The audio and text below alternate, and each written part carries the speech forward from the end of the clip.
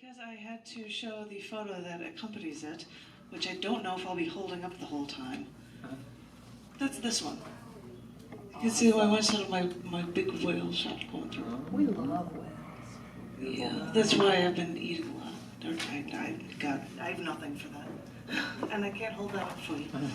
But I would like to find, it apparently is not, I had it bookmarked and then it disappeared.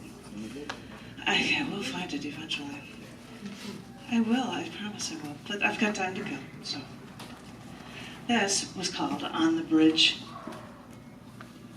And seriously, when I first wrote this poem, I thought that it could have been like Star Trek or something, being on the bridge of a spaceship, the way I described it. But it's not. It's actually a bridge. This is called On the Bridge. The captain invited us onto the bridge, and we cautiously walked and watched the majestic view from the front of the ship, searching for what was yet to be found. But lucky us, crewmates sought the first humpback whales of the season. So the captain gently slowed the ship down, just to try to glide alongside.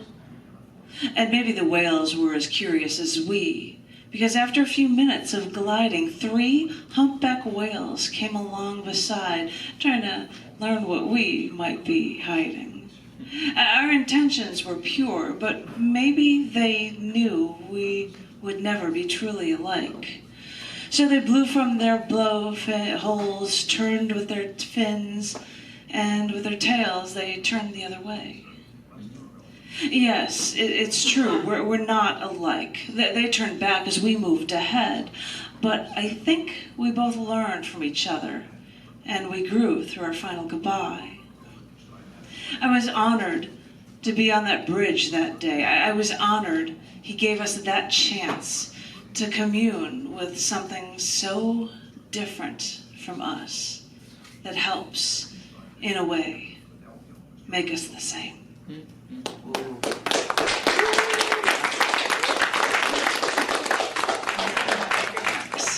And so I now find one piece from this every event of the year.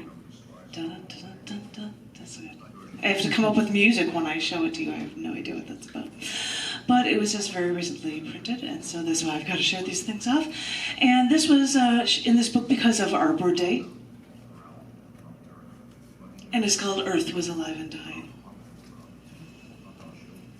I had a dream the other night. I walked out of the city to a forest, and there were neatly paved bicycle paths and trash cans every 50 feet and trash every 10. And I walked deeper into the forest, managed to get away from the picnic tables and the outhouses that lined the forest edges. The roaring cars gave way to the rustling of tree branches, crackling of fallen leaves under my step. When the wind tunneled through, the wind whistled and sang as it flew past the bark and leaves. I walked, listened to the crack of dead branches under my feet, and I felt a branch up against my shoulder, and I looked up, and I could hear the trees speak to me. And they said, "Thank you for letting the endangered animals live here amongst us. We do think they are so pretty, and it would be a shame to see them go. And thank you for recycling paper, because you're saving us for just a little while longer. We've been on this planet for so long, embedded in the earth. We do have souls, you know. You can hear it in our songs. We cling with our roots. We don't want to let go." And I said, but I don't do much. I don't do enough. And they said, "We know, but we'll take what we can get." And then I woke up in a sweat. Do you even know why we should save the rainforest? Oh, preserve the delicate balance. Just tear the whole forest down. What difference does it make? Put in some orange groves, or concentrate orange juice can be a little cheaper. Did you know that medical researchers have a really very hard time trying to come up with synthetic cures for diseases on their own? It helps them out if they can first find a substance in nature and a tree that appears in the rainforest that may be the only one of its species with a cure, or one like it maybe 2 miles away instead of right next to it.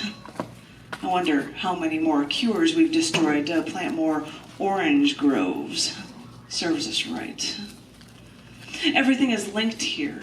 We destroy our animals so we can be wasteful and violent. We destroy our plants. We destroy our earth. We're even destroying our air.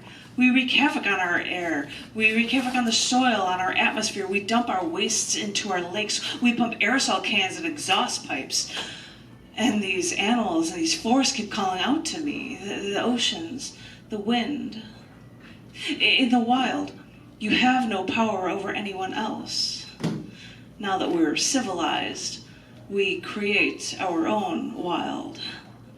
Maybe when we have all this power, the only choice we have is to destroy ourselves. And so we do.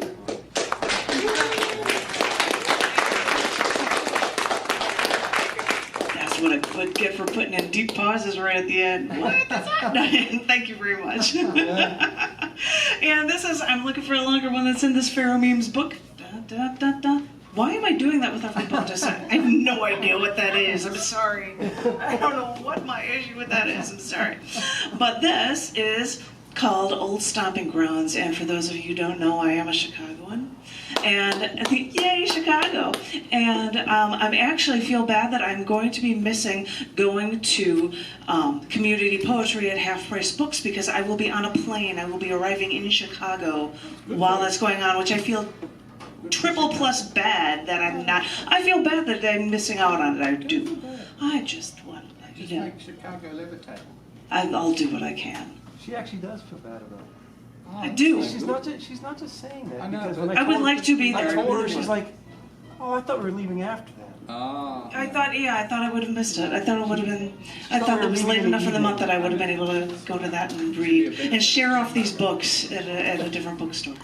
But I guess I'll just talk about poetry stuff. This is called, I'll talk about Chicago stuff and poetry stuff. This is called Old Stomping Grounds. Stories have been told that when the Chicago Mafia would dispose of bodies a century ago, they would bury them in what is now forest preserves in Chicago's southwest suburbs. A few decades after the Chicago mob had made its mark, scientists developed the first self-sustaining nuclear reactor at the University of Chicago under the west viewing stands of their football stadium. Operational for only 1 year, this Chicago Pile 1 was disassembled and buried at one of the forest preserves in a southwest suburb of Chicago. I doubt my dad was feeling scientific or even thinking about his father-in-law, who did odd jobs for the mob when he first got into America back in the day.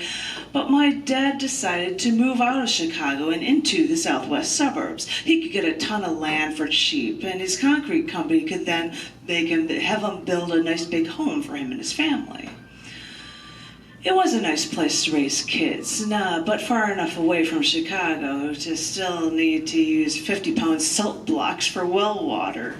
It was a simpler life riding our bikes around those nearby forest preserves, and I never got radiation burns there, and I didn't discover any dead bodies either.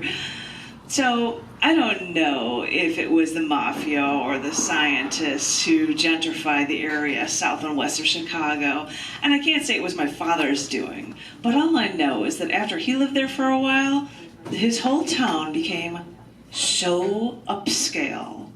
So this is when I moved back into Chicago, but when I did, very straight me moved into a very gay neighborhood. Unlucky for me, I couldn't stay, so I moved not to where my friends live, but very white me moved to a very Hispanic neighborhood, just north of where the gangs would pick you out because of the color of your skin.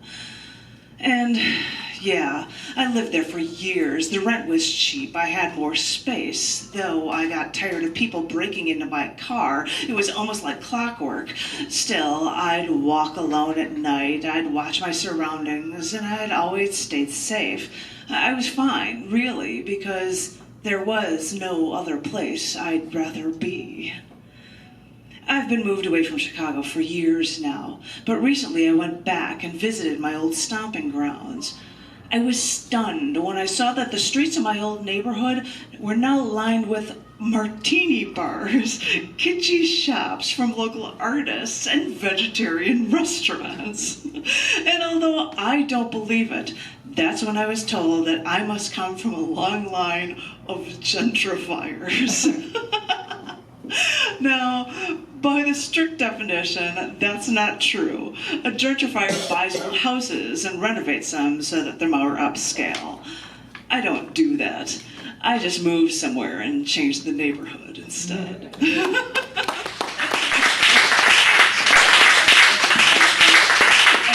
Ladies and gentlemen, I have to remember this every time because I never do. We are going to take a group photo, and I am going to, the way our once host, Louise Gale Richardson, would just say, I'm going to have to sing something for the end of my open mic.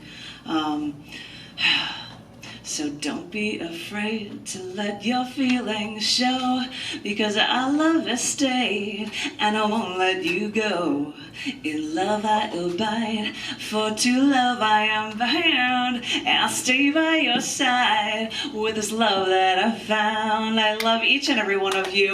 We are not here next month, but I hope to see you on the first Sunday in October, and as I've heard people say, come on up here and let's fish.